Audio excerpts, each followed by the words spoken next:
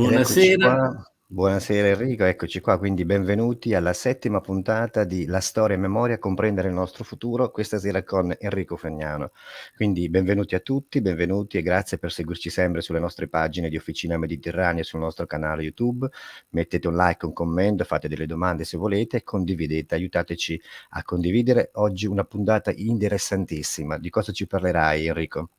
Allora, innanzitutto saluto anche io i nostri spettatori che sono sempre più numerosi e sempre più appassionati, come si vede dalle decine e decine di commenti che ci sono alla fine della trasmissione. Poi, ovviamente, saluto te, ti ringrazio per la regia. Oggi parleremo della guerra del 1860, o meglio, cercheremo di comprendere insieme come può essere considerata questa guerra.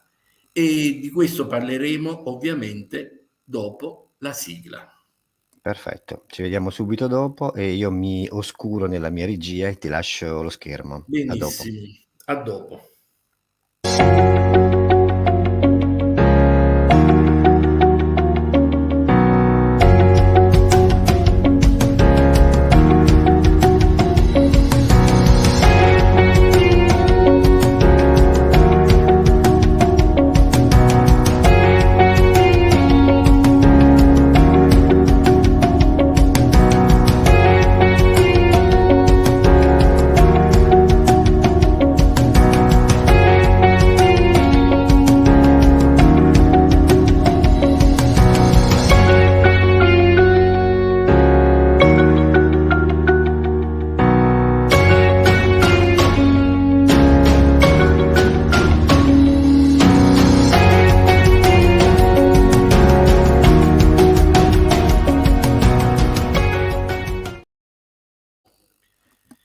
Come vedremo nel corso della trasmissione, la guerra del 1860 deve essere considerata come una guerra di conquista.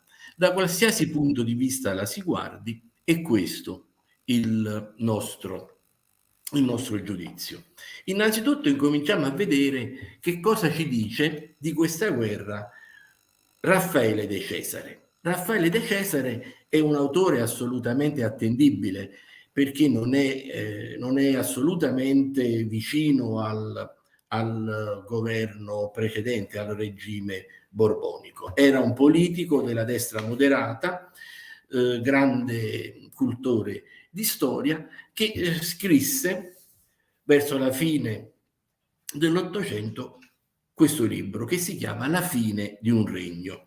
Come vi ho detto, lui non era assolutamente favorevole ai Borbone, ma in questo libro cerca di essere obiettivo, si sforza di mantenere un tono equidistante, anche se comunque bisogna dire che qua e là, tra le righe, si legge la sua reale posizione sull'argomento. Vediamo quindi questo autore che può essere considerato assolutamente un autore super partes. Che cosa ci dice? Ci dice che l'esercito piemontese entrò nel regno delle due Sicilie, subentrò nelle operazioni militari ai garibaldini senza neanche una formale dichiarazione di guerra e nella mancanza di ogni pretesto che giustificasse innanzi al mondo l'intervento armato. Quindi Raffaele De Cesare introduce questo punto, la mancanza della dichiarazione di guerra. Sulla mancanza della dichiarazione di guerra si discute moltissimo. Questo è un argomento che periodicamente ritorna e sul quale periodicamente si riaccende la polemica. Ci sono quelli che dicono la dichiarazione di guerra non era assolutamente necessaria e quelli che invece ritengono che la mancanza della dichiarazione di guerra sia stata una grave offesa al regno invaso. In realtà la dichiarazione di guerra è un obbligo per modo di dire, perché non è prevista una sanzione, quindi quando c'è un obbligo senza una sanzione è un obbligo, diciamo, più che altro di carattere morale. Però c'è da dire che gli stati europei tra loro hanno sempre usato, quando hanno iniziato una guerra, la dichiarazione di guerra. quando Napoleone III dichiara guerra alla Prussia, manda i suoi ambasciatori a Berlino con la dichiarazione di guerra.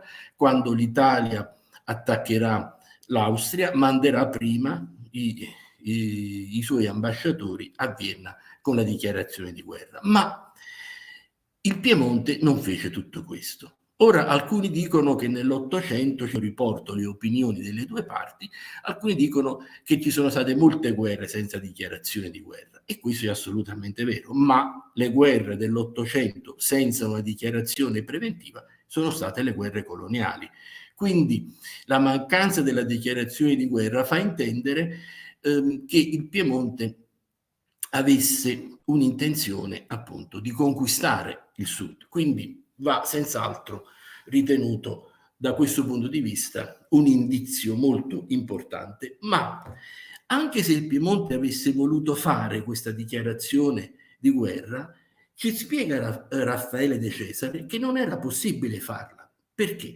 Le guerre hanno tutte sostanzialmente alle loro spalle dei motivi economici. Questi motivi economici vengono camuffati con dei pretesti e quindi nascono queste dichiarazioni di guerra. Ma in questo caso non c'era neanche il pretesto, lo dice molto chiaramente Raffaele De Cesare. Nella mancanza di ogni pretesto che giustificasse innanzi al mondo l'intervento armato. Quindi anche volendo il Piemonte non poteva fare una dichiarazione di qualsiasi genere. Ma che questa guerra fosse intesa dai piemontesi come una guerra per conquistare altri territori, ci viene dimostrato anche dal comportamento della classe dirigente piemontese dopo la guerra. Innanzitutto Vittorio Emanuele rimane Vittorio Emanuele II. Ora ci si trova di fronte ad una nuova realtà, ad un nuovo Stato, anche per una questione di rispetto per i territori e per i popoli conquistati. Sarebbe stato opportuno cambiare il numero in Vittorio Emanuele I. Invece Vittorio Emanuele continua a mantenere il suo numerale, continua a rimanere secondo. Perché? Perché la classe dirigente piemontese non pensava di aver creato una nuova entità, pensava semplicemente di aver esteso i propri territori. Ma c'è qualcosa di più grave, perché non solo Vittorio Emanuele rimane secondo, ma anche la prima legislatura, quella del febbraio del 1861, la prima legislatura dell'Italia unita, non è la prima, ma è l'ottava. Cioè le legislature del nostro Parlamento iniziano direttamente dalla ottava. E le altre 7 dove stanno? Le altre 7 stanno dentro all'attività dello Stato piemontese. Quindi i governanti piemontesi ritenevano corretto continuare la loro numerazione. Ma non è solo questo, tutti gli atti ufficiali continuano la loro numerazione dagli atti ufficiali del Piemonte. Quindi questo fatto, che può sembrare un fatto formale, ma non lo è per nulla, ci fa comprendere che i piemontesi ritenevano di avere semplicemente ampliato il loro territorio. Cioè, in sostanza, i confini del Piemonte si erano allargati ed erano andati a comprendere anche gli altri stati italiani. Questo fenomeno venne stigmatizzato anche all'epoca e molti autori all'epoca parlarono di piemontesizzazione o di piemontizzazione. Sono termini che non sto inventando io ora per spiegare ciò che accadde all'epoca, sono termini che all'epoca si usavano da parte degli storici, di alcuni storici dell'epoca, da parte dei giornalisti. E a questo proposito vediamo su questo fenomeno che cosa ci dice un autore piemontese. Come vedete, io nomino sempre autori che possono essere considerati assolutamente attendibili, non nomino mai, non vi porto mai dei testi di autori filoborbonici. Addirittura qui abbiamo un autore piemontese, si tratta del capitano dell'esercito Alessandro Bianco di San Gioroz. Questo ufficiale viene nel sud Italia a combattere la lotta contro il brigantaggio scende nel sud Italia, ovviamente con tutto il bagaglio di pregiudizi e di luoghi comuni che in quel momento venivano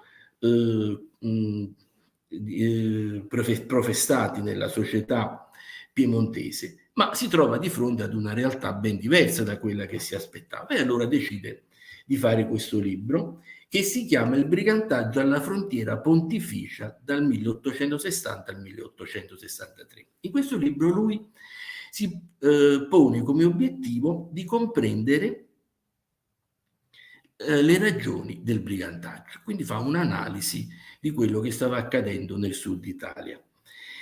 E sentiamo questo pezzo, poi commentiamo. Piemontesismo, come vedete, appunto, io avevo parlato di piemontesizzazione, ma il termine viene utilizzato in molti modi diversi. Piemontesismo, ecco una parola gravissima, dolorosissima, che non dovrebbe esistere nel dizionario italiano. Essa esprime un dualismo, il quale si traduce in discordia, e si sa che l'Italia dalla discordia fu sempre prostrata. Ma quando i fatti provano che le leggi che si mandano non sono buone per le province meridionali, che le condizioni economiche di queste sono completamente diverse dalle nostre, e così le spirituali, le cordiali, di abitudini, di costumanza, di tendenze, perché si danno e si fanno agire? Allora, Bianco di San Giorgio dice chiaramente che al sud si sta effettuando questa operazione di piemontesizzazione del sud, e trova che questa operazione sia estremamente dannosa. Lui scrive questo libro descrivendo la realtà che vede, e pensa di fare un'operazione molto importante, pensa di fare una grande operazione di verità. Anzi, lui riteneva che tornato a Torino avrebbe avuto anche dei riconoscimenti, e invece le cose andarono per lui molto diversamente. Lui, tornato a Torino, ebbe un processo militare da parte di una corte militare che lo degradò.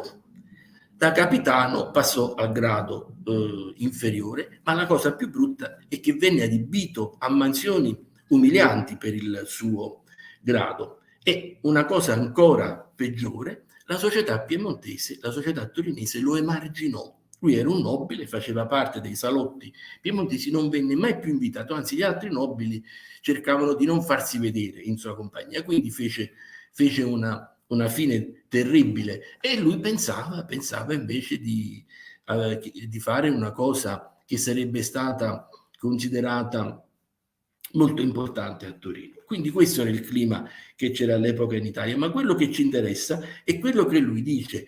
Stiamo parlando di una piemontesizzazione, stiamo parlando, lui lo dice chiaramente, di una corsa a trasferire le leggi piemontesi al sud, senza tener conto delle differenze di tutti gli aspetti che lui sottolinea, le differenze spirituali, le differenze di abitudini, di costumi.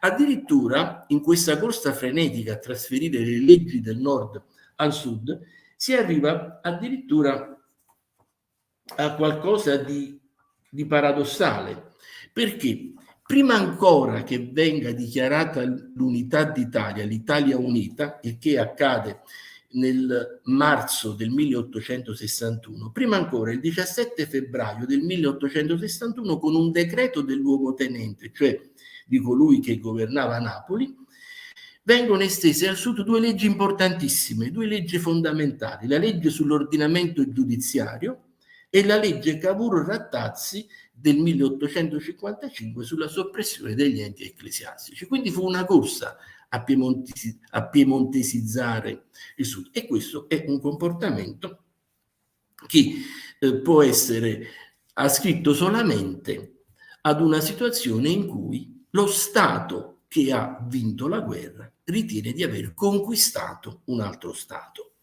Quindi da tutti i punti di vista, da qualsiasi punto di vista la si guardi questa guerra, noi dobbiamo giungere a questa conclusione. che è stata una guerra di conquista.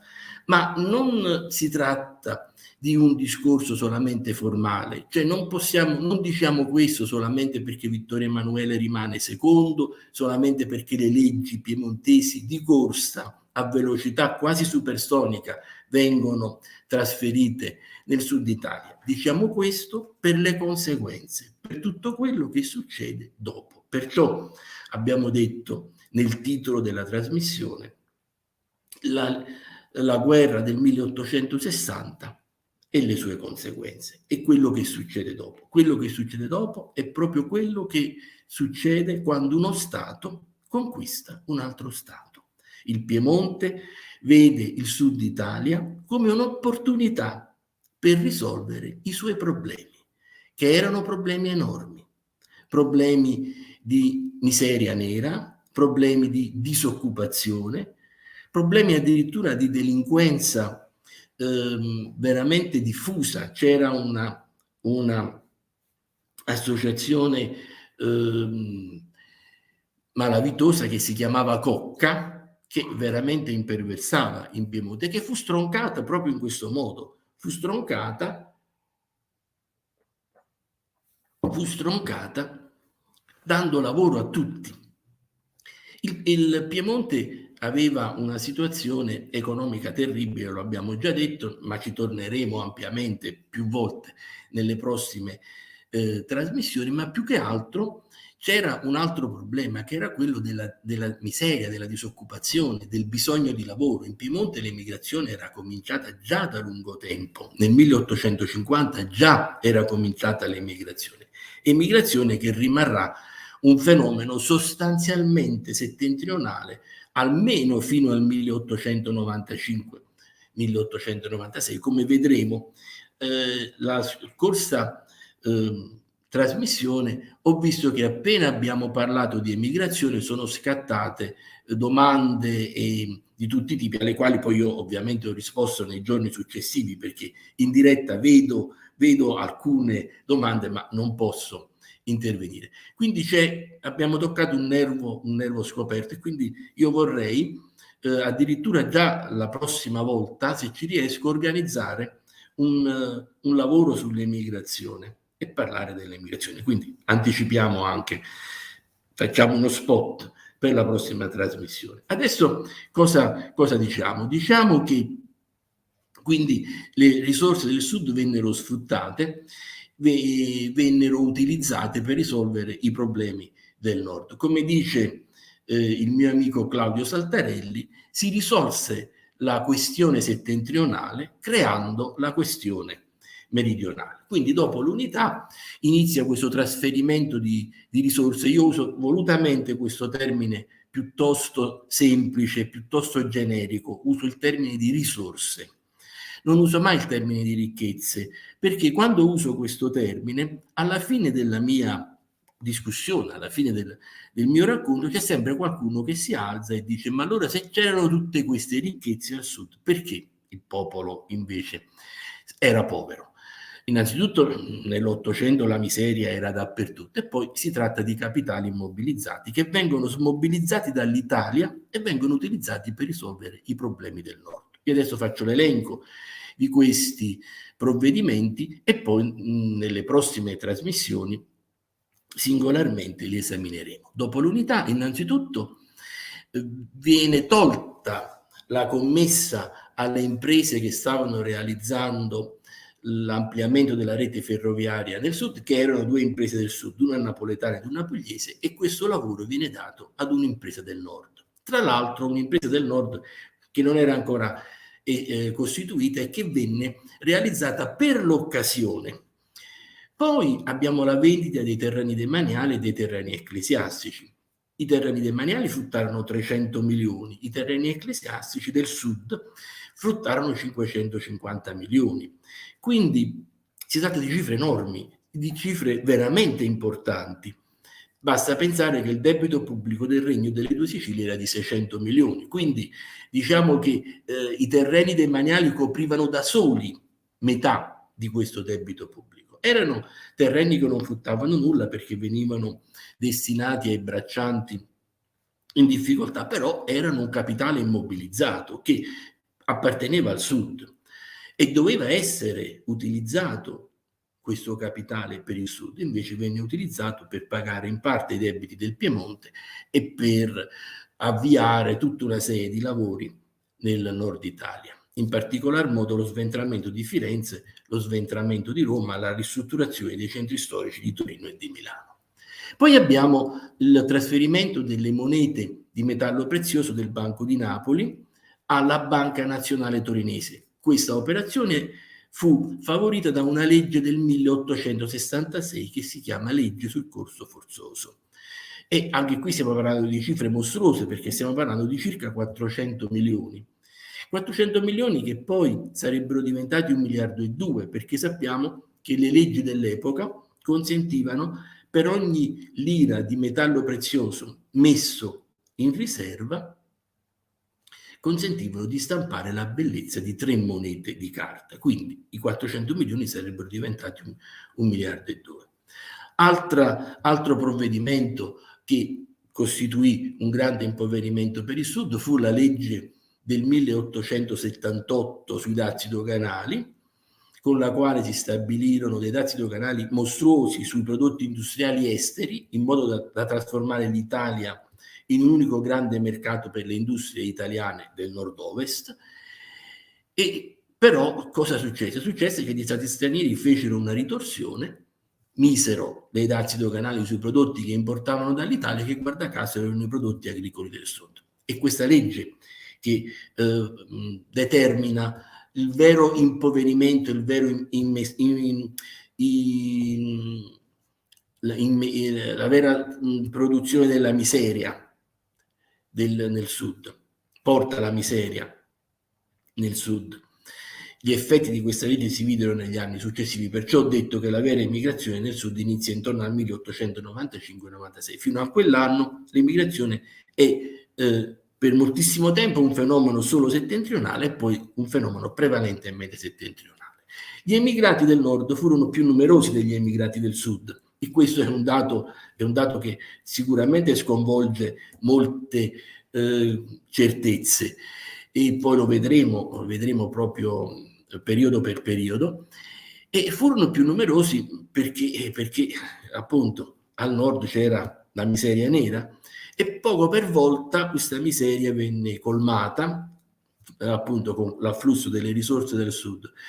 Ora, le rimesse degli emigranti venivano per metà dai migranti del nord e per metà dai migranti del sud, ma furono utilizzate esclusivamente per il nord. Queste rimesse arrivavano o con dei vagli postali, e quindi dovevano essere versati questi soldi su conti correnti postali, e andavano a costituire la liquidità della Cassa Depositi e Prestiti.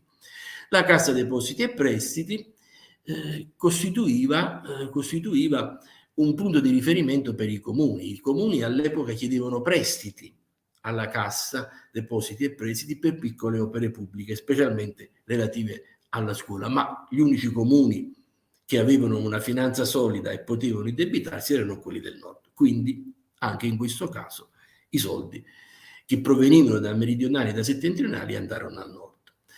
Per quanto riguarda sempre le rimesse degli emigranti, un'altra parte arrivava con i bonifici bancari internazionali, che venivano intercettati e venivano destinati ai buoni speciali del tesoro. Questi buoni speciali erano dei buoni con i quali si finanziava l'industria, ovvero sia l'industria del triangolo industriale. Quindi, come vedete, dal 1860 fino al 1900 è un continuum di provvedimenti che trasferiscono ricchezza dal sud al nord. E per non parlare del risanamento, nel risanamento lavorarono 9 industrie, 9 imprese, erano tutte quante del nord, 3 di Torino, 3 di Roma, e una era con capitale metà torinese e metà romano, un'altra era genovese e un'altra era veneta, ma il risanamento erano lavori pubblici che si facevano a Napoli, e le grandi imprese napoletane che avevano costruito città intere, che avevano costruito opere furono escluse completamente da questa operazione, e quindi anche il risanamento, perché il risanamento è un'operazione con la quale si trasferisce ricchezza dal sud al nord? Perché queste opere furono finanziate con le tasse pagate da tutti gli italiani, cioè con tasse per metà pagate dai meridionali. Quindi con tasse pagate dai meridionali si fece realizzare un profitto importantissimo a imprese del nord. Ma tutti i lavori nel sud, bene o male, venivano fatti in questa maniera. Quindi per quello che succede dopo il 1860 si può senz'altro considerare che con quella guerra il sud sia stato conquistato, perché poi fu trattato come una terra conquistata. Va detto, in questi altri 2 o 3 minuti che mi restano, va detto che quello che succede tra il 1860 e il 1900 è poca cosa rispetto a quello che succederà dopo, perché tra il 1860 e il 1900 il Sud si difende, elabora delle strategie economiche nuove, specialmente sotto la guida del Banco di Napoli, e poi il Sud in questo periodo esprime anche una classe politica di tutto rispetto, una classe di veri meridionalisti, Nicola Colaianni,